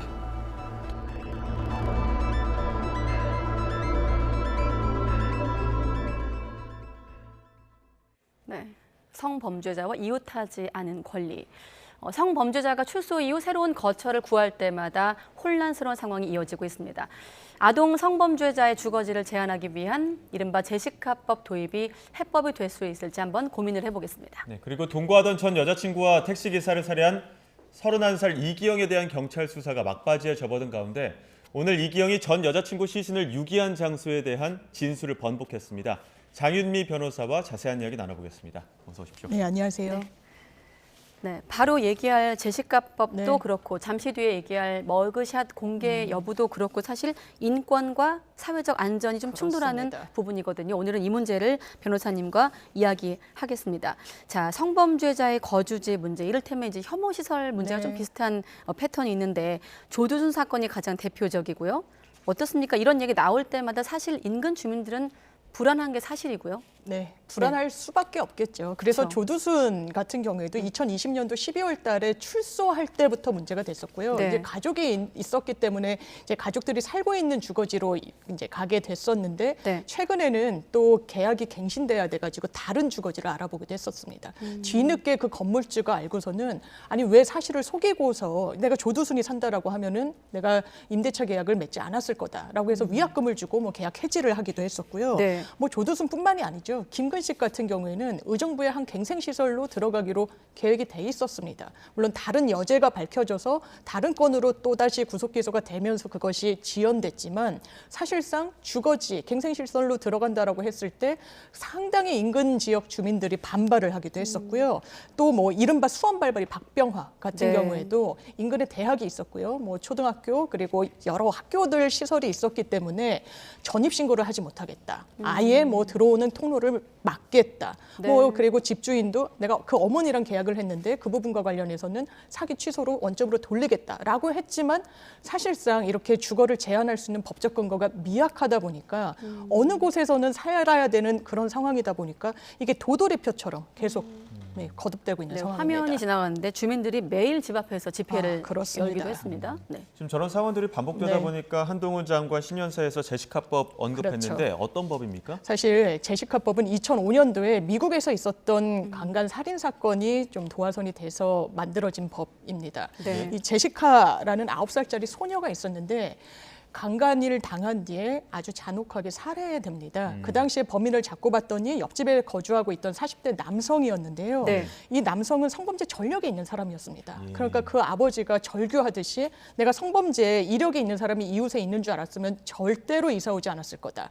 그래서 그 문제의식 속에서 일단 아동 성범죄자들 같은 경우에는 초범이라고 하더라도 12살 미만을 상대로 성범죄를 저지르면 최소 25년형 선고할 수 있도록 했고 재범이면 무기징역입니다. 예. 그리고 GPS가 장착된 이 전자장치를 의무적으로 부착하도록 법령을 정비를 했었고요. 네. 또 하나는 일단 학교, 공원 이렇게 아이들이 많이 일단 드나드는 장소로부터는 2,000피트 이게 우리로 환산을 하면 한 600m 정도가 되는데 네. 아예 그곳에서는 거주할 수 없도록 법으로 못 박아둔 것이 바로 제시카법입니다. 네, 그렇군요. 이 제시카법의 핵심 바로 거주 제한, 주거지 제한인데 자, 우리나라 뭐 당장 미국과 좀 비교하기 어려운 부분이 우리는 인구 밀도가 높지 않습니까? 그렇죠. 밀집도가 높은 만큼 이렇게 주거를 제한하는 방식을 적용하기에 좀 현실적으로 무리가 있지 않을까 이런 의문도 있고요. 예, 즉각적으로 제기되는 문제가 우리나라 현실에는 좀 먼 얘기 아니냐라는 네. 겁니다. 일단 인구 밀도에 있어서는 미국이랑 비교가 되지 않고요. 또 이 영토의 네. 어떤 그 넓이 같은 것도 상당히 우리나라는 아주 촘촘하게 거주를 하고 있는 지역이다 보니까 그럼 뭐 300m든 600m든 거주 제한을 하게 되면 어디서 살라는 소리냐. 그리고 또 하나는 이게 재범을 막을 근본적인 대책이 있을 것이냐라고 전문가들이 지적하는 겁니다.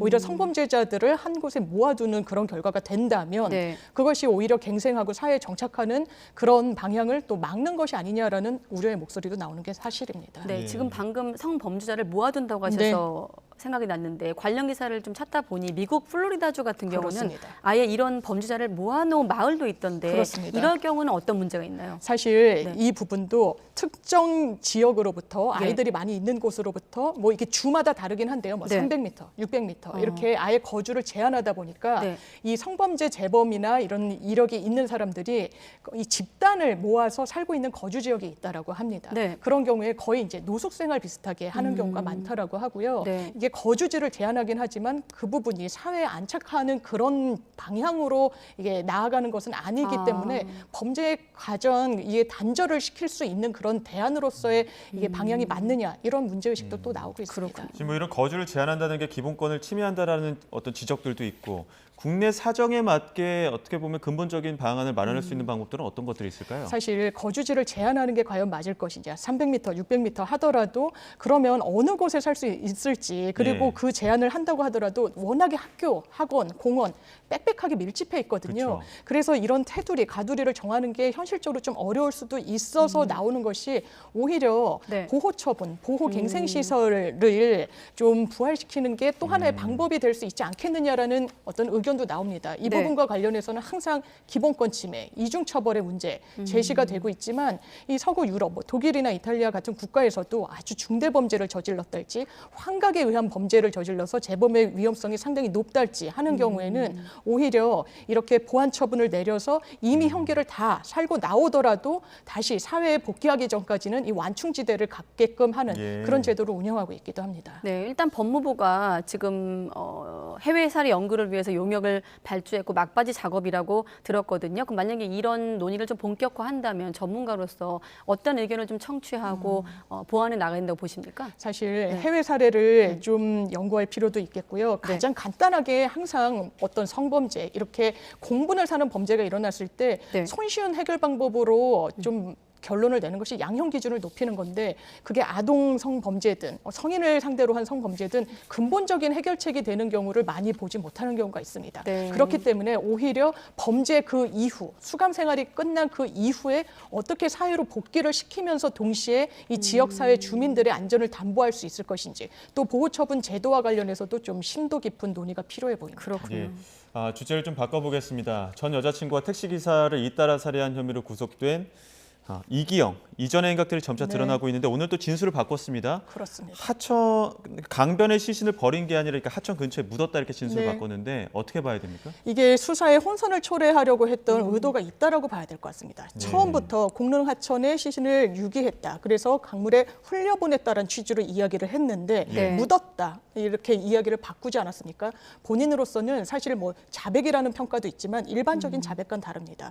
본인의 승용차 뒤에서 이 피해 여성의 유류품, 혈흔이 나왔기 때문에 추궁당하자 본인의 범행을 실토했던 것이거든요. 네. 그렇다면 이 이기영으로서는 시간을 벌 필요가 있었을 수도 있고 시신이 또 발견되면 또 다른 사실관계들이 드러날 수도 있었기 때문에 수사에 혼선을 줄 목적 그리고 어떤 시간을 끌기 위한 의도에서 이렇게 진술을 바꾸고 있는 것으로 보입니다. 사실 이 사건이 지난해가 됐죠. 12월에 알려지면서 사건 이후 4개월이 지나서 뭐 시신을 포함해서 단서를 찾기 어려운 상황에서 이 피의자의 진술이 있었는데 이렇게 되면 이기영의 말을 무조건 믿을 수도 없는 상황이고 그렇죠. 지금 이렇게 혼선을 주고 있는 상황인데 이 부분이 좀 많이 혼선이 될 것 같아요. 그렇습니다. 왜냐하면 지금 강에 버렸다는 이 말 때문에 일주일 동안 공릉천을 그렇죠. 수색한 건 아니겠습니까? 공릉천은 네. 특히나 주변에 CCTV도 없고요. 예. 8월 달이면 비도 상당히 많이 내렸었습니다. 또 올겨울엔 상당히 추웠었기 때문에 네. 시신을 수습하기도 상당히 어려운 과정이기 때문에 이 이기영의 말을 과연 신뢰할 수 있을 것인가.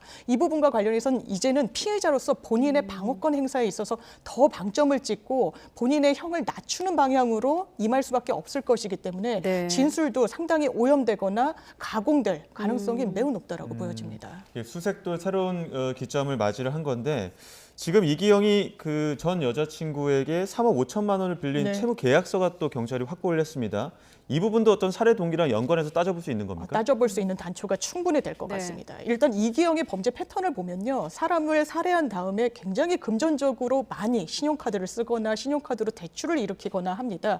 이게 과연 우발적인 살인이 아니라 돈에 더 초점이 맞춰졌던 거 아닌가라고 보여줄 수 있는 단서들이 상당히 많은데 이런 차용증, 뭔가 돈을 갚겠다는 거 아니겠습니까? 3억 네. 5천만 원은 상당히 큰 금액입니다. 그렇죠. 그리고 갚아야겠다는 그 변제 일자도 지금 구체적으로 전해져 있지는 않지만 적혀 있었다는 겁니다. 예. 그렇다면 채무 상환을 압박받거나 독촉받았을 때 그 부분과 관련해서 다툼이 가 살해에 이른 것은 아닌지 그 부분도 사실 열어놓고 수사해야 될 것 같습니다. 네, 사실 이 사건 초기가 알려졌을 때 함께 살던 여자친구가 집 옷장 안에서 시신을 발견해 신고하면서 세상에 알려졌고 또 그 해당 집은 전 연인의 집이었고요. 여러 가지 좀 복잡한데 지금 또 한 가지 드러난 사실이 과거 이혼한 전력도 있는 것으로 파악이 되고 있습니다. 그러면 또 전 부인이 되겠죠. 네. 여기에 대한 또 범죄 피해 사실 여부도 확인해야 될 것 같고 그러니까 정리하면 이기영의 과거 행적을 좀 파악하는 것도 이번 어떤 수사의 단서를 찾는 데 도움이 될까요? 예, 상당히 중요할 것 같습니다. 왜냐하면 여러 제3자의 것으로 추정되는 물건들을 소지하고 있다는 보도도 나오고 있지 않습니까? 네. 그렇기 때문에 경찰도 이기영이 통화를 한 수발식 내역이 있는 380명 이상의 사람들에게 하나하나 연락을 하고 있다는 거고 네. 연락이 되지 않으면 이게 혹시 범죄의 또 피해자가 있지 않은 것인가라고 또 볼 수밖에 없는 상황이 있고요. 이기영 같은 경우에는 본인이 실토한 이 전 여자친구를 살해했다는 게 지난 8월 그리고 최근에 택시기사 살인은 12월 4개월 반의 간격밖에 있지 않습니다. 그렇다면 뭔가 다른 습성이 있는 것 아닌가. 그리고 굉장히 태연하게 행동을 하거든요. 네. 이 유가족들에게 마치 살아있는 것처럼 문자 메시지를 보내기도 했고요. 예. 전 여자친구 같은 경우에는 사망 사실을 감추기 위해서 여자친구 휴대전화를 사용해서 이 프로필 사진을 막 주기적으로 바꾸기도 했고요. 그렇다면 이런 어떤 습성들을 봤을 때 과연 다른 피해자는 없을 것인가. 이 부분 때문에 전 부인에게도 연락을 하고 이 연락을 주고받았던 지인으로 추정되는 사람들에게도 경찰이 계속해서 탐문 수사를 벌이는 것 같습니다. 지금 1년 동안 연락 주고받은 지인에 대한 조사 90% 이상 마쳤다 이런 네네. 이야기도 나오고는 있는데 지금 검거 당일에도 모르는 사람과 술을 또 먹었다라는 그렇죠. 이야기가 있단 말이죠. 네. 그렇게 봤을 때는 이기영과 연락을 주고받은 사람들 혹은 이기영과 만났던 사람들의 어떤 수사 범위를 더 넓혀야 되는 건 아닌가 이런 의문도 다 나오거든요. 더 넓혀야 될 필요성도 있습니다. 사실 처음에 발각이 됐을 때 병원에서 잡혔거든요. 그때 이 택시 기사 살인 사건의 어떤 몸싸움이 벌어진 건 아닌가, 그래서 손을 다친 건 아닌가로 추정을 됐었는데 그게 아니라 살인을 저지른 이후에 모르는 사람들과 술자리를 가졌고요. 본인이 결제를 해주겠다. 내가 굉장히 돈이 많고 건물이 몇 채가 있는데 도움이 될 수 있으니 내 이름을 휴대전화에 저장해놔라. 굉장히 과시하듯이 이야기를 했어서 근데 또 동석했던 일행들과 시비가 붙었던 겁니다.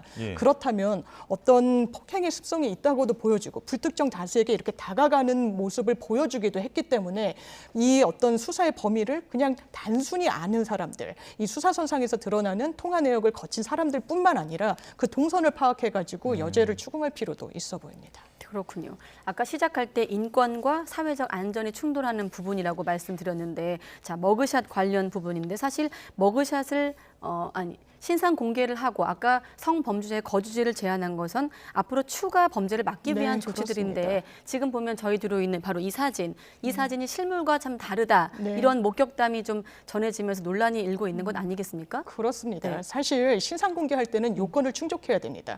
아주 강력 범죄를 저질렀을 것으로 추정되고 그 근거가 명확하고 또 하나는 재범의 우려 등을 막기 위한 공공의 이익을 위한 필요성이 있어야 되는데 이런 경우에 재범을 막기 위해서라면 수사에 필요한 단서를 받기 위해서 제보를 받을 수도 있고요. 그러려면 얼굴을 정확하게 알아야 됩니다. 변호사님, 말을 끊어 죄송한데 마침 저희가 지금 촬영한 화면에 이기영의 모습이 나가고 있거든요. 그러니까 실물과 아마 가장 비슷하지 않을까 싶은데 그렇습니다. 지금 이 모습과 저 사진이 좀 다르긴 합니다. 네, 굉장히 다르고 그렇기 때문에 이게 수사에 어떤 제보자가 있을 수도 있고 목격자가 있을 수도 있는데 그것을 원천 차단하는 결과가 될 수도 있습니다. 그렇기 때문에 오히려 시민들이 이게 실제 모습이다라고 해가지고 이른바 신상털이를 하고 있는데 이걸 법적으로 어떤 보완하지 않는다면 이런 일이 계속 되풀이될 겁니다. 조주빈 같은 경우에는 N번방 사건이라는 공분을 사는 어떤 범죄를 저질렀지만 교복 입은 이 사진이 공개가 됐었어요.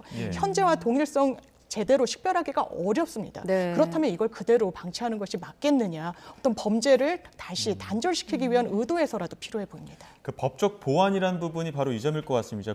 본인이 머그샷 공개를 거부하면 이걸 강제할 수가 없고 결국 그러다 보면 신분증 사진을 공개할 수밖에 없는 이 환경인 겁니다. 여기에서 좀 그렇습니다. 어떤 부분을 좀 더 보완하고 좀 대책이 필요하다 보십니까? 사실 신분증 사진이란 건 좀 가장 잘 나온 모습이기도 하고요. 포토샵도 하잖아요, 포토샵 같은 걸 또. 많이 하기도 해서 실제로 이 사람의 현재 모습과는 상당히 다른 부분이 있고요. 지금 이기영 같은 경우에도 뭐 공개된 결혼식 사진 내지는 본인이 SNS에 올렸던 일상의 사진들과 보면은 이게 과연 동일 인물인가라고 볼 수 있을 정도로 또 이 범행 현장에서의 CCTV, 술자리에서 잡힌 이런 영상 등을 보더라도 좀 많이 다릅니다. 네. 그렇다면 이게 어떤 신상 공개의 목표에 부합하는 이 공개라고 볼 수 있을 것인지 해외에서도 그렇기 때문에 머그샷이라는 것을 바로 체포해서 구금된 상태에서의 현재 모습을 보여주고 있는 그런 필요성 때문에 운영하고 있는 제도라고 하겠습니다. 네, 마침 내일 검찰 이송을 앞두고 있거든요. 혹시라도 이 이송 과정에서 취재진 앞에 다시 저렇게 얼굴을 보이지도 관심이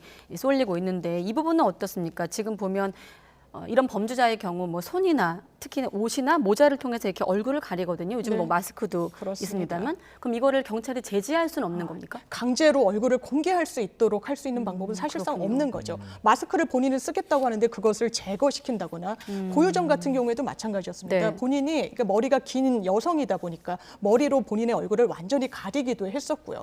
그런데 오히려 아이러니한 것이 지명 수배된 이런 수배자들 같은 경우에는 얼굴이 다 공개가 되거든요. 예. 그런데 범죄를 저지른 것이 거의 확실한 이런 피해자들 같은 경우에는 얼굴을 공개하지 않는 그런 부분과 관련해서도 이게 과연 형평성에도 맞는 것이냐라는 문제 제기도 있을 수가 있어 지금 보입니다. 변호사님 말씀하시면서도 누리꾼들이 찾았던 그 과거 이기영의 사진들 계속 내보내드리고 있었는데 네.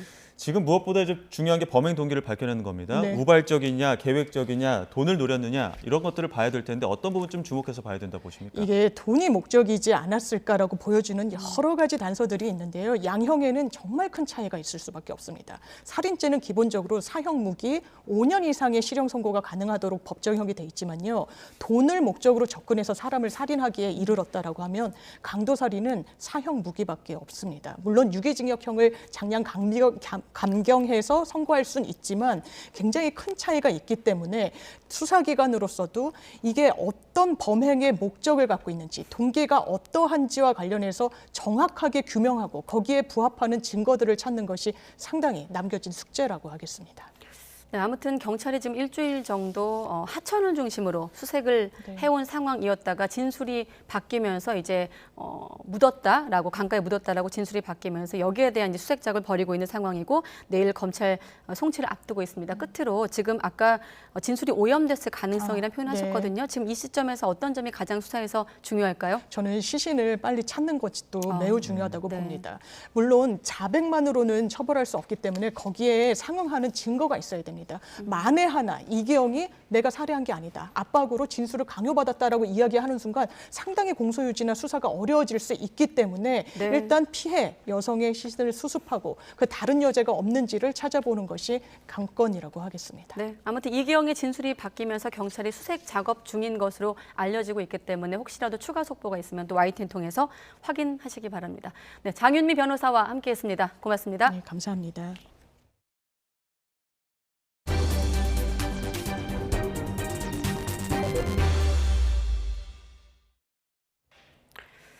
네, 러시아와 우크라이나가 연초에도 치열한 공방을 이어가고 있습니다. 네, 러시아가 연말연시 사흘 연속 공습했고 우크라이나도 러시아군 숙소를 미사일로 공격해 60명 넘는 러시아군이 숨졌습니다. 이종수 기자가 보도합니다. 건물 잔해가 사방에 널브러져 있습니다. 폭격을 맞아 연기가 피어오릅니다.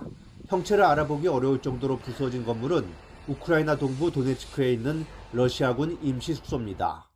러시아 국방부는 우크라이나군의 미사일 공격을 받아 임시 숙소 안에 있던 군인 63명이 숨졌다고 이례적으로 피해 사실을 밝혔습니다. В результате поражения 4 ракетами с фугасной головной частью пункта временной дислокации погибло 63 российских военнослужащих. 우크라이나도 공격 사실을 인정하면서 사망자 수가 최대 400명에 달할 것이라고 주장했습니다. В районі зосередження у населеному пункті Макіївка Донецької області було знищено та пошкоджено до 10 одиниць ворожої військової техніки різних типів. 러시아는 해를 넘겨 사흘 연속 우크라이나를 공습했습니다. 키이우시는 러시아의 야간 공습으로 에너지 기반 시설이 폭파됐고 키이우 일부 지역에서는 비상정전이 실시됐다고 밝혔습니다. 러시아는 연말연시 공습에서 이란산 자폭 무인기 샤헤드 등 40기를 동원했다고 우크라이나 측은 밝혔습니다. 우크라이나에서도 이번 공습으로 5명이 숨지고 100명에 가까운 부상자가 속출한 것으로 전해졌습니다. YTN 종수입니다. 우크라이나군이 러시아군이 점령한 도네츠크 마키이우카의 공격에 성공한 건 러시아 군인들의 빈번한 휴대전화 사용 때문으로 파악됐습니다. 타스 통신은 도네츠크 인민공화국 사법기관 관계자를 인용해 러시아 군인들의 임시 주둔지가 미국제 고속기동 포병 로켓 시스템 하이마스의 표적이 됐다며 이같이 전했습니다. 소식통은 러시아 군인들의 빈번한 휴대전화 사용이 하이마스 공격의 원인이 됐다며 우크라이나 측은 첩보 체계인 에셜론을 이용해 휴대전화 이용 정보와 가입자들의 위치를 파악했다고 설명했습니다. 아프가니스탄의 수도 카불의 군 비행장 인근에서 극단주의 테러 집단 이슬람 국가 IS의 폭탄 공격이 발생해 약 20명의 사상자가 발생했습니다. 아프간 매체와 외신에 따르면 전날 카불 국제공항 옆 군 비행장 입구에서 폭발 공격이 일어났습니다. 폭발의 원인은 구체적으로 파악되지 않았지만 현지 통신은 탈레반 정부 내무부를 인용해 이번 폭발로 10명 이상 사망했고 8명이 다쳤다고 보도했습니다. 미국 뉴욕 신년맞이 행사장에서 벌목 등에 쓰는 대형 칼, 마체테로 경찰관을 공격한 10대 용의자가 기소됐습니다. 뉴욕타임스는 미국 검찰이 이슬람 극단주의에 빠져 경관을 공격한 19살 트레버 빅포드를 살인미수와 폭행미수 혐의로 기소했다고 보도했습니다. 앞서 빅포드는 지난해 12월 31일 뉴욕시 타임스스퀘어의 크리스털 볼드롭 신년 행사의 소지품 검사 장소 인근에서 마체테로 현장에 배치된 경관 3명을 공격했습니다. 일본이 오는 2025년까지 양자 컴퓨터 실용화를 목표로 하고 있다고 니혼 게이자의 신문이 보도했습니다. 일본 국립연구기관인 이화학연구소는 세계 2위 계산 속도를 가진 슈퍼컴퓨터 후카쿠와 연결한 하이브리드 형태로 양자 컴퓨터 시제품을 개발하고 있는데 2025년에 실용화를 목표로 하고 있다고 이 신문은 전했습니다. 양자 컴퓨터는 기존의 슈퍼컴퓨터보다 계산 속도가 1억 배 이상 빨라 원자나 전자 수준의 정밀한 모의 실험이 가능한 것으로 알려져 있습니다. 베네딕토 16세 전 교황이 선종한 지 이틀 만에 일반에 처음 공개됐습니다. 성 베드로 대성전에는 수만 명의 조문객이 방문하는 등 추모 열기가 뜨거웠습니다. 김선희 기자입니다. 현지 시간 2일 바티칸 성 베드로 대성전. 베네딕토 16세 전 교황의 시신이 중앙제대 앞으로 옮겨집니다. 머리에 모관을 쓰고 붉은색과 금색이 어우러진 전통적인 제의를 입고 있는 교황. 추기경이 시신에 성수를 뿌리고 분향합니다. 교황청은 오전 9시부터 성 베드로 대성전의 문을 열고 일반 조문객들을 받았습니다. 조문 시작 6시간 만에 4만 명의 인파가 다녀가는 등 추모 열기가 뜨거웠습니다. 성 베드로 광장은 조문객들로 한 바퀴를 다 두를 정도로 긴 줄이 이어졌습니다. L'emozione era un grande papa, per me insomma era anche valido come teologia, come ruolo nella Chiesa. About the scriptural matters of faith and also the traditional teaching of the church. So that's what I could say. So at least I will remember him for that. 베네딕토 16세 전 교황은 가톨릭의 정통성을 중요시한 보수적인 신학자였습니다. 사제 결혼이나 낙태, 혼전 성관계 등을 반대했습니다.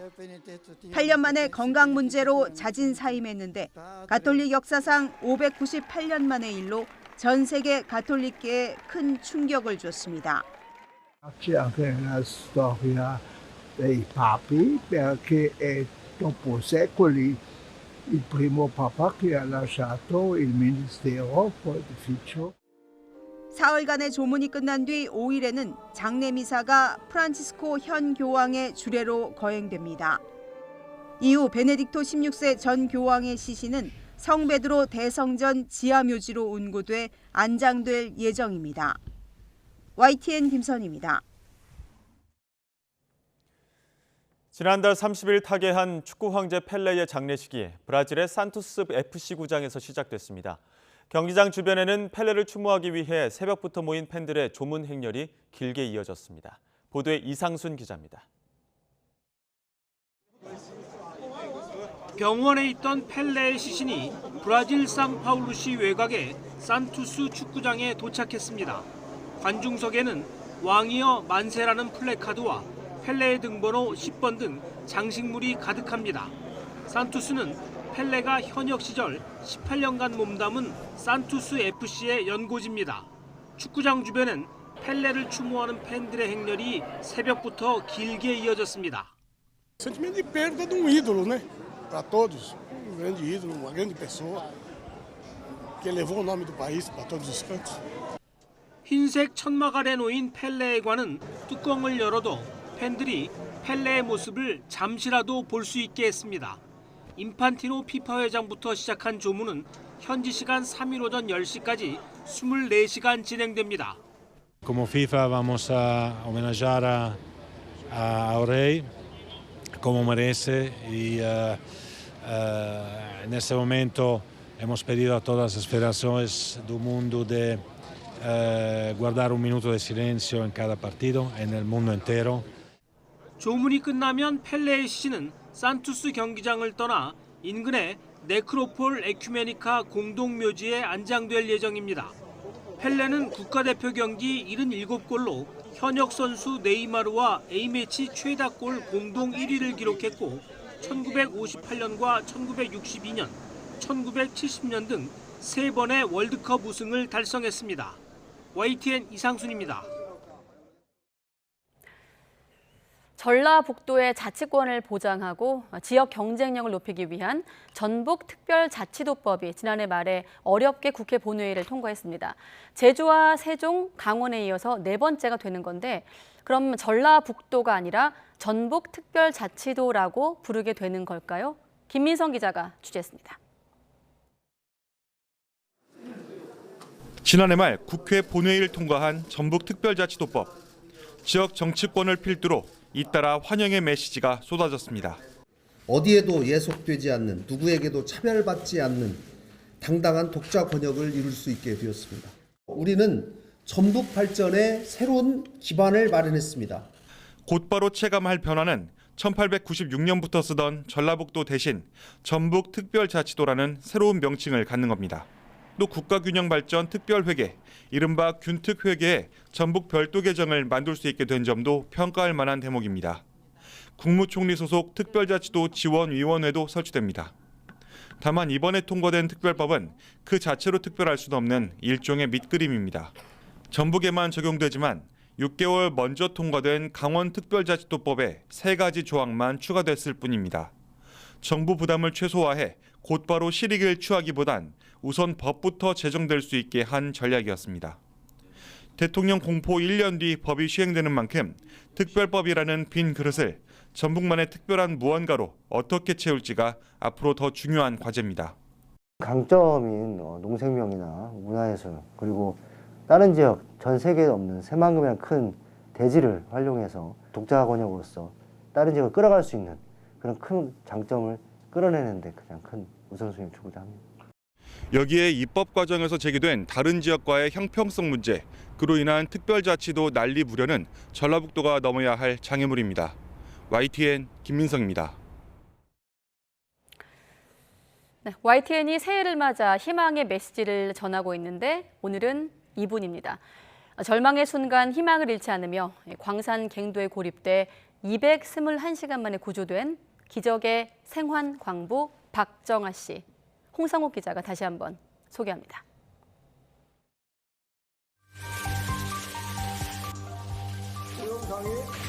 자, 이렇게 살았어요.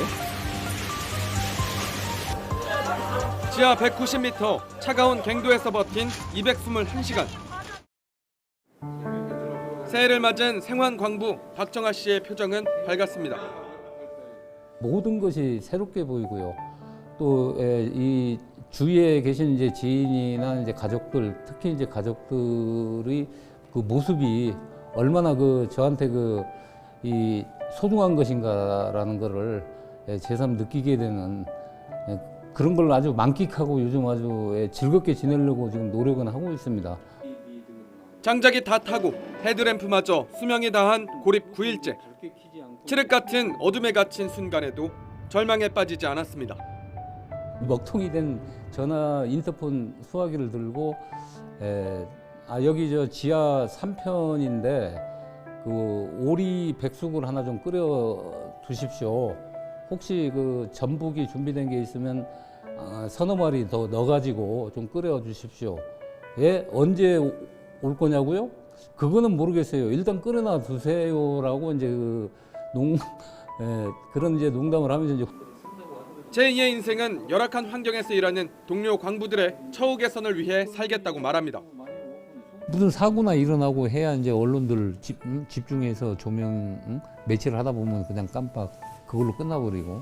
그래서 제가 조금 힘들지만은 이런 것들을 좀 널리 좀 알려서 이제 그런 것들이 조금이라도 좀 개선되고 좀 그런 좀 지원이 될 수 있었으면 좋겠다. 절망의 순간에도 꺾이지 않는 마음으로 기적을 보여준 생환 광부. 괴로움을 이기지 못하고 절망에 빠진 우리 주변 누군가에게 2023년 새해 희망의 메시지를 전합니다.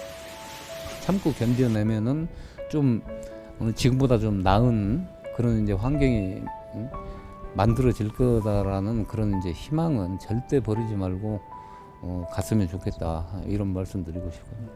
여보, 진짜 사랑해. YTN 홍서욱입니다. 네, 화천대유 대주주 김만배 씨와 측근들이 차명 오피스텔까지 동원해 범죄 수익을 은닉했던 것으로 드러났습니다. 서울중앙지검 관계자는 앞서 구속 기소된 화천대유 공동대표 이한성 씨와 이사 최우양 씨가 대여금고는 물론이고 차명으로 빌린 오피스텔 등의 수표로 인출한 범죄 수익 245억 원을 숨겨왔던 것으로 나타났다고 밝혔습니다. 특히 김만배 씨는 물론 이 씨와 최 씨 역시 대장동 비리 수사로 자금이 묶일 것을 예상하고 은닉 자금을 김 씨의 마지막 생명줄로 여겼다고 말했습니다. 한국항공우주연구원이 다누리가 달 궤도 진입 기동 이후 촬영한 지구와 달 영상을 잇따라 공개했습니다. 이번에 공개된 영상들을 보면 다누리가 지난해 12월 31일 달 상공 119km, 올해 첫날 달 상공 117km에 촬영한 영상과 지난달 24일 또 28일 촬영한 영상 등입니다. 이번 영상은 다누리에 탑재된 고해상도 카메라로 촬영한 것으로 다누리는 앞으로 달 표면을 지속해서 촬영할 계획입니다. 다누리가 촬영한 달 표면 영상은 2032년 달 착륙선의 착륙 후보지 선정에 활용될 예정입니다. 다누리는 지난달 27일 목표 궤도인 달 상공 100km에 안착을 해 현재 달 상공을 돌고 있으며 한 달간의 시범 운영을 거쳐 2월부터 자기장 감마선 관측과 달 표면 촬영 등의 임무를 수행할 예정입니다. 강원 영동에 이어서 부산과 울산 등 영남 해안에도 건조경보가 확대됐습니다. 또 서울 대부분 지역과 경기도 성남, 경북 청도와 양양, 경남 통영에는 건조주의보가 새로 내려졌습니다. 기상청은 날씨가 무척 건조한 데다가 해안가에는 초속 15m 이상의 돌풍이 부는 곳이 있겠다면서 산불 등 화재 예방에 각별히 유의해달라고 당부했습니다. 영아 가정의 돌봄 지원을 위해 도입하는 부모급여가 이달부터 지급됩니다. 보건복지부는 이달부터 매월 25일 만 0세 아동의 부모에게 월 70만 원, 만 1세 아동 부모에게는 월 35만 원에 지급한다고 밝혔습니다. 어린이집을 이용하는 경우에는 만 0세와 만 1세 모두 51만 4천 원의 보육료 바우처를 받을 수 있고 만 0세의 경우에는 바우처 지원 금액의 차액인 18만 6천 원을 현금으로 지급합니다. 부모급여를 처음 받기 위해선 아동의 출생 60일 이내에 신청해야 합니다.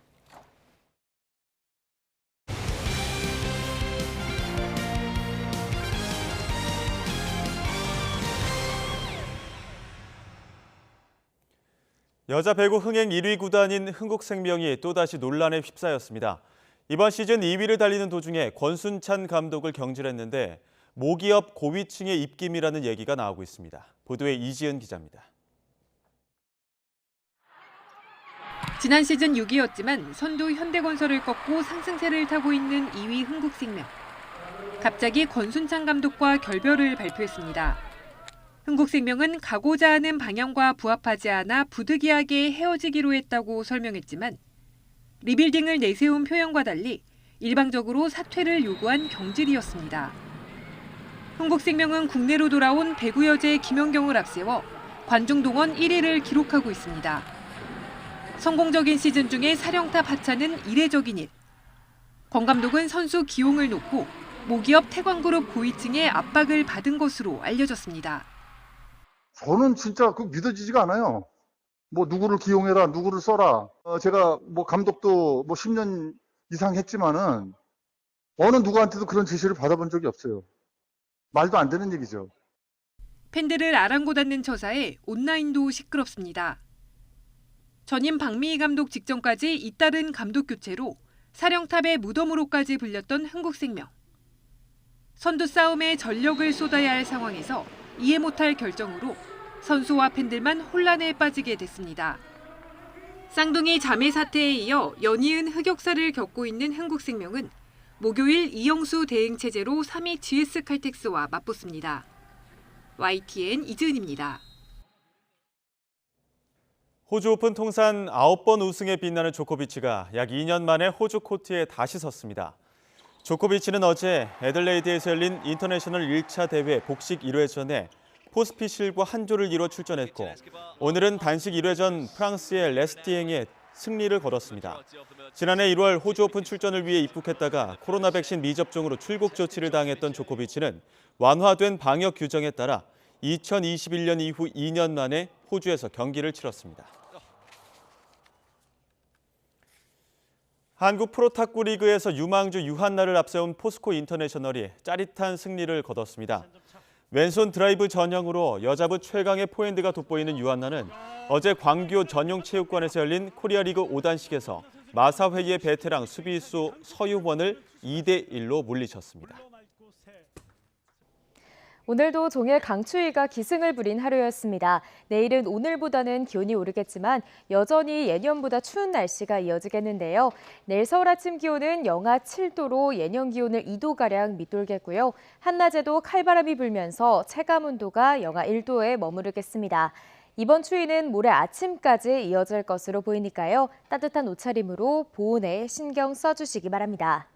오늘에 이어 내일도 대체로 맑은 날씨가 이어지겠습니다. 다만 내일 새벽 서해안에는 눈이 날리는 곳이 있겠고요. 충북은 종일, 수도권은 오전 한때, 호남과 제주도는 밤 한때 일시적으로 공기가 탁해질 수 있겠습니다. 또 맑은 날씨 속에 대기는 점점 더 메말라가고 있습니다. 현재 동해안 전체에 건조 경보가 발효 중인 가운데 바람도 다소 강하게 불 것으로 보이니까요.